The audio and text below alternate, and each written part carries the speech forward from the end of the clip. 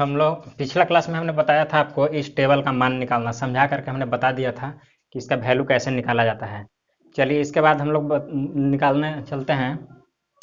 निकालने के लिए बताते हैं, कोई भी एंगल दिया हुआ हो उसके लिए ट्राइगोनोमेट्रिक रेशियो, तो उसका वैल्यू कितना होगा। सबसे पहले त्रिकोणमितीय अनुपात 6 होते हैं, उसके बेसिस पे कितना डिग्री के एंगल रहेगा तो उसको निकालने के बाद उसका वैल्यू क्या आएगा। ठीक है, तो सबसे पहले इसके लिए हम लोग जानते हैं कि सबसे पहले कि कौन कौन सा एंगल किस क्वाड्रेंट में होगा। तो हम लोग जानते हैं कि क्वाड्रेंट की संख्या 4 होती है। पिछले क्लास में हम लोग पढ़ चुके हैं कि एक्स डैश और वाई डैश एक दूसरे को कट करते हैं, तो इसको बोला जाता है मूल बिंदु। ठीक है, इसको बोलते हैं हम लोग मूल बिंदु। यहाँ का पॉइंट होता है 0 0, और यह हुआ वाई डैश। इस पर हम लोग इधर जाते हैं, लेफ्ट टू राइट जाते हैं, यानी बाएं से दाएं जाते हैं तो सभी अंक किस में होते हैं, पॉजिटिव में। और इधर राइट टू लेफ्ट जाते हैं तो सभी अंक किस में होते हैं, निगेटिव में। और जब हम लोग नीचे से ऊपर जाते हैं तो सभी वैल्यू पॉजिटिव होते हैं। ऊपर जब मूल बिंदु से नीचे की ओर आते हैं तो सभी वैल्यू नेगेटिव होते हैं। अब इसके बाद हम लोग जानते हैं इसमें दोनों कोऑर्डिनेट जो होते हैं, दोनों निर्देशांक जो होते हैं प्लस प्लस होते हैं। X coordinate positive, y coordinate positive, इसको बोला जाता है प्रथम चतुर्थांश। प्रथम चतुर्थांश ये हो गया आपका द्वितीय चतुर्थांश। द्वितीय चतुर्थांश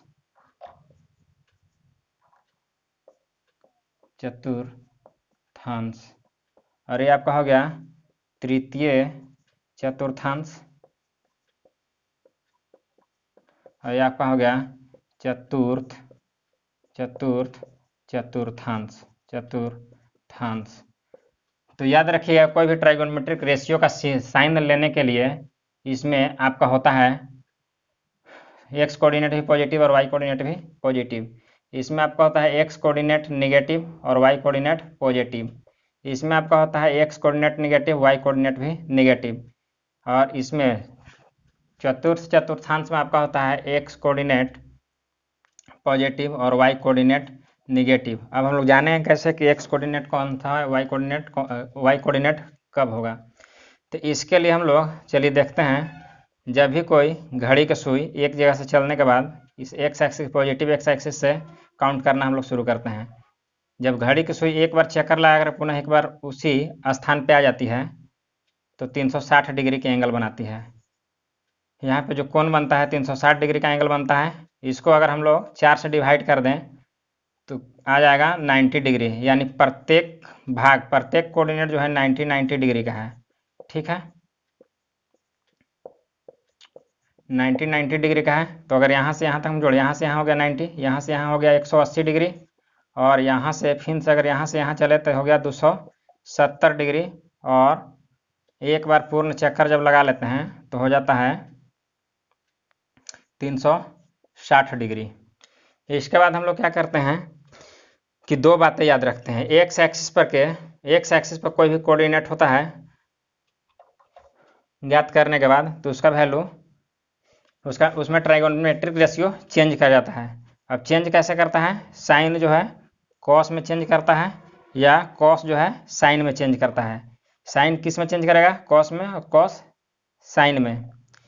इसके बाद टैन जो है टैन थीटा चेंज करेगा कॉट थीटा में, और कॉट थीटा चेंज करता है टैन थीटा में। इसके बाद सेक चेंज करता है कॉसेक में, और कॉसेक चेंज करता है सेक में। यानी दोनों तरफ से तीर का चिन्ह है जो बता रहा है वाइस वर्सा। साइन रहेगा तो कॉस में चेंज करेगा, कॉस रहेगा तो साइन में चेंज करेगा, टैन रहेगा तो कॉट में चेंज करेगा, और कॉट रहेगा तो टैन में चेंज करेगा, सेक रहेगा तो कॉसेक में चेंज करेगा, कॉसेक रहेगा तो सेक में चेंज करेगा। हम नोट करके पॉइंट लिख लेते हैं कि ट्राइगोनोमेट्रिक रेशियो हमारा कब कब चेंज करेगा। कोई भी वैल्यू दिया हुआ रहेगा और उसका बोलेगा मान निकालने के लिए ट्राइगोनोमेट्रिक रेशियो का, तो सबसे पहले हम लोग डिसाइड करते हैं कि किस कोऑर्डिनेट में आ रहा है, उसका एंगल को रिड्यूस करते हैं। रिड्यूस करने के बाद देखते हैं कि किस कोऑर्डिनेट में आ रहा है। उस कोऑर्डिनेट के बेसिस पे फिर देखते हैं कि पहले से किस रेशियो में दिया हुआ है, और जब जिस रेशियो में दिया हुआ रहता है उस रेशियो का कौन किस में चेंज होता है ये हमने बता चुका है। तो 90 डिग्री और 270 डिग्री के एंगल पर ट्राइगोनोमेट्रिक रेशियो यानी त्रिकोणमितीय अनुपात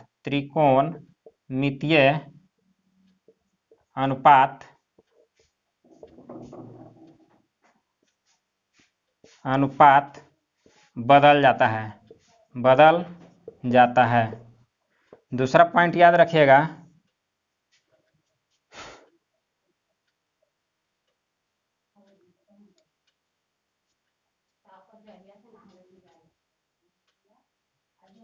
(360° और 180° और 180° और 360° पर त्रिकोणमितीय अनुपात नहीं बदलता है। त्रिकोणमितीय अनुपात नहीं बदलता है। तो हम लोग ट्रिगोनोमेट्रिक रेशियो को याद करने के लिए, वैल्यू निकालने के लिए इन सभी बातों को याद रखते हैं। सबसे पहले कि उसका चतुर्थांश ज्ञात करेंगे, किस चतुर्थांश में वैल्यू आ रहा है। उस एंगल को छोटा करने के बाद कौन किस में चेंज करेगा और कहाँ पे रेशियो चेंज करता है। तो 90 और 270° पे रेशियो चेंज करता है। अगर 180 और 360 पर आता है तो उसका वैल्यू चेंज नहीं करता है। अब आगे हम लोग चलते हैं, वो वैल्यू निकलेगा कैसे। सपोजली डेट मान लिया जाए कि यही 120° है, 120° दिया हुआ है, कहेगा इसका वैल्यू निकालने के लिए, इसका मान निकालने के लिए। तो इसका मान निकालने के लिए जो बोलेगा, तो सपोजली डेट मान लिया जाए हमको क्वेश्चन दिया रहेगा कि साइन 120° दिया हुआ है, साइन 120° दिया हुआ है। अब इसको बोलेगा कि इसका वैल्यू निकालना है। तो इसका वैल्यू निकालने के लिए चूंकि साइन 120 है, यानी इसको अगर छोटा किया जाएगा तो किस में टूटेगा। तो सबसे पहले इसको तोड़ते हैं, साइन 90 और प्लस कितना 30, साइन 90 प्लस 30, तो यहाँ आपका हो गया थीटा। इसको हम लोग थीटा मान के चलते हैं, ठीक है। 10 क्लास में हम लोग पढ़े थे साइन 90 प्लस थीटा, तो बदलता था किस में, कॉस थीटा में बदलता था। तो अभी भी बात वही होगा जो 10 क्लास में हुआ था, ठीक है। लेकिन यहाँ पे हमको क्या करना है, इसका मान निकालना है। तो चलिए इसका मान निकालते हैं। तो साइन किस में चेंज होता है, कॉस में। चूंकि 90 पर रेशियो क्या होता है, चेंज हो जाता है। हम लोग जानते हैं कि 90 और 270° पे रेशियो जो होता है चेंज कर जाता है। तो साइन किस में चेंज करता है, कॉस में। तो थीटा का जगह कितना है 30°, तो कॉस 30° हो गया। लेकिन हाँ, ये आ गया सेकंड क्वाड्रेंट में। तो सेकंड क्वाड्रेंट में एक चीज़ और याद रखते हैं कि फर्स्ट कोऑर्डिनेट में ऑल ट्राइगोनोमेट्रिक रेशियो पॉजिटिव होते हैं। इसके बाद सेकंड क्वाड्रेंट में साइन और साइन का उल्टा कॉसेक ये दोनों पॉजिटिव, बाकी से कोई भी रेशियो आएगा तो निगेटिव होगा। इसके बाद थर्ड क्वाड्रेंट में टैन और कॉट ये पॉजिटिव होते हैं, बाकी सभी नेगेटिव। ये थर्ड क्वाड्रेंट में अगर कोई एंगल आता है तो उसमें सभी टैन और कॉट को छोड़कर क्या होंगे, सभी निगेटिव होंगे, टैन और कॉट पॉजिटिव। और इस फोर्थ क्वाड्रेंट में आपका सेक और कॉसेक पॉजिटिव, बाकी सभी के सभी क्या होते हैं, निगेटिव। फर्स्ट क्वाड्रेंट रहेगा तो सभी पॉजिटिव, सेकंड क्वाड्रेंट में रहेगा तो साइन और कॉसेक पॉजिटिव, थर्ड क्वाड्रेंट में टैन और कॉट पॉजिटिव, और फोर्थ क्वाड्रेंट में सेक और कॉसेक पॉजिटिव, बाकी सभी के सभी निगेटिव होंगे। तो चलिए देखते हैं। अब यहाँ पे था कि फर्स्ट क्वाड्रेंट में, ठीक है, सेकंड क्वाड्रेंट में, तो इसको तोड़ेंगे तो कितना आएगा, तोड़ दिए, यहाँ से चलना शुरू करते हैं। कोई भी एंगल को मापना शुरू करते हैं तो पॉजिटिव एक्स एक्सिस से मापना शुरू करते हैं, और हम लोग चलते हैं किसमें, एंटी क्लॉकवाइज डायरेक्शन में। तो एंटी क्लॉकवाइज डायरेक्शन में जब चलते हैं तो सभी कौन के किस में आते हैं, पॉजिटिव में आते हैं। अगर नेगेटिव रहता है तो किस में चलते हैं, एंटी क्लॉकवाइज डायरेक्शन में। क्लॉकवाइज डायरेक्शन में, एंटी क्लॉकवाइज डायरेक्शन में सभी के सभी मापा गया वैल्यू जो होता है पॉजिटिव होता है। चलिए, तो आ गया कितना 30°। ये आपका है 120°। 120° को हमने रिड्यूस किया, दो भागों में तोड़ा, तो ये आ गया सेकंड क्वाड्रेंट में जो होता है साइन और कॉसेक पॉजिटिव होता है। तो साइन चिन्ह इसका पॉजिटिव रह जाएगा, और चूंकि ये था आपका साइन कॉस में चेंज होता है तो कॉस 30 हो गया। अब कॉस 30 का मान इस टेबल से देख लेंगे, तो कॉस 30 का मान कितना होता है, √3/2, यानी वैल्यू हो गया इसका कितना, √3/2। यही अगर साइन की जगह कॉस रहता, साइन की जगह कॉस 120 रहता, तो तोड़ने वाला काम यही होता, लेकिन रेशियो किस में चेंज होता, साइन में चेंज होता। चलिए इसको चेंज करके देखते हैं। कॉस 120°, कॉस 120 नहीं, कॉस 90 प्लस 30, तो अभी भी किस में है, ये आपका सेकेंड क्वाड्रेंट में ही है, ये सेकेंड क्वाड्रेंट में है। तो सेकेंड क्वाड्रेंट में साइन और कॉसेक पॉजिटिव होते हैं, और कॉस जो होता है, चलिए अब इसको मान निकालते हैं। तो मान निकालेंगे इसका, तो मान आएगा किस में, चूंकि दिया हुआ है कॉस, इसको चेंज करेंगे तो बदलाया किस में, साइन में। तो साइन कितना हो गया, साइन 30 डिग्री, और साइन चूंकि सेकंड क्वाड्रेंट में है, तो सेकंड क्वाड्रेंट में साइन क्या होता है, पॉजिटिव होता है। और साइन 30 का मान कितना होता है, साइन 30 का जो मान होता है 1/2 होता है। इसी तरह से हम लोग और बड़ा एंगल रहेगा तो उसके लिए हम लोग वैल्यू निकालेंगे।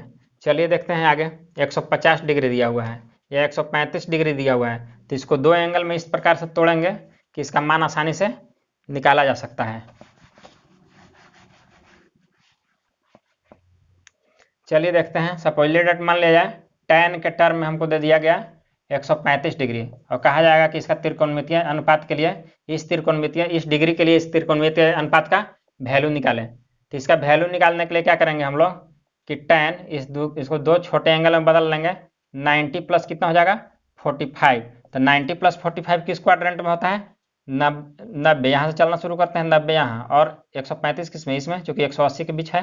ठीक है, तो सेकंड क्वाड्रेंट में, तो सेकंड क्वाड्रेंट में साइन और कॉसेक पॉजिटिव होता है, बाकी सभी के सभी क्या होता है, नेगेटिव होते हैं। tan किस में चेंज होता है, tan जो चेंज होता है कॉट में चेंज होता है। ये कितना हो जाएगा, कॉट 45 डिग्री। तो माइनस का माइनस रहेगा और कॉट 45, तो कॉट 45 का वैल्यू जो होता है कितना होता है, 1 होता है। यानी tan 135 के लिए इसका वैल्यू कितना हो जाएगा, -1 हो जाएगा।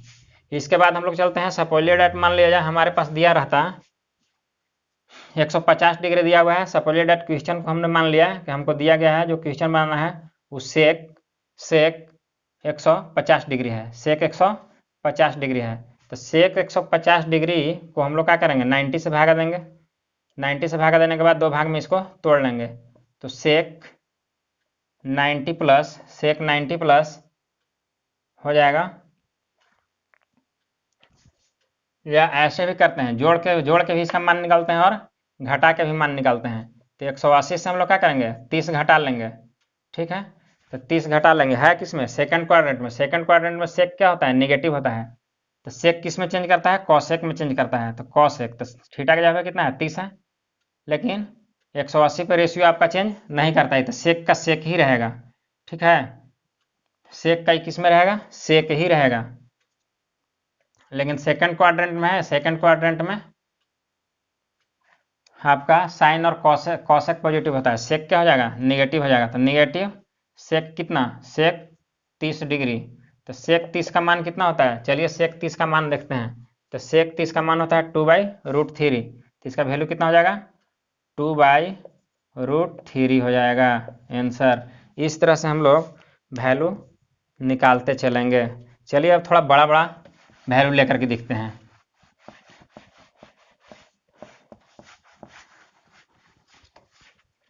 सपोजली डेट मान लिया जाए, तुम्हारे पास दे दिया गया है 350 डिग्री, 350 नहीं,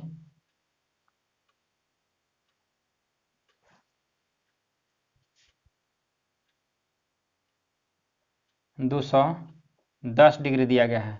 अब 210 डिग्री दिया गया है, सपोजली डेट मान लिया जाएगा साइन 210 डिग्री दिया हुआ है, और सभी त्रिकोणमितीय अनुपात इस पर निकालने के लिए कहेगा।